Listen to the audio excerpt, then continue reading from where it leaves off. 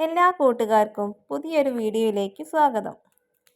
നല്ല പേപ്പർ പോലെയുള്ള ഒരു റാഗി ദോശയാണ് കേട്ടോ ഇന്ന് തയ്യാറാക്കാൻ പോകുന്നത്. വളരെ ഈസിയാണ് കേട്ടോ ഇത് ചെയ്തെടുക്കാൻ. റാഗിയുടെ ഗുണങ്ങൾ അറിയാത്തവരായിട്ട് ആരും ഉണ്ടാവില്ലല്ലോ അല്ലേ? ഈ ദിവസം തന്നെ കുറച്ച് റാഗി കഴുകി വൃത്തിയാക്കി കുതിർത്തി വയ്ക്കുക. രാവിലെ കുറച്ച് നാളികേരവും ഉപ്പും ആവശ്യത്തിന് വെള്ളവും ചേർത്ത് അരച്ചെടുക്കുക.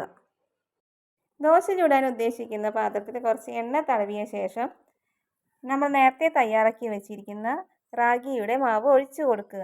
അടച്ചു വെച്ച് വേവിക്കുക. പെട്ടെന്ന് തന്നെ മൂടി തുറക്കുക, അല്ലെങ്കിൽ കരിഞ്ഞു പോകാൻ സാധ്യതയുണ്ട്. അങ്ങനെ നമ്മൾ സ്വാദിഷ്ടമായ റാഗി ദോശ തയ്യാറായിട്ടുണ്ട്. വീഡിയോ ഇഷ്ടപ്പെടുകയാണെങ്കിൽ ഹൈപ്പ് ചെയ്യാനും ലൈക്ക് അടിക്കാനും കമൻറ്റ് ചെയ്യാനും മറക്കരുതേ.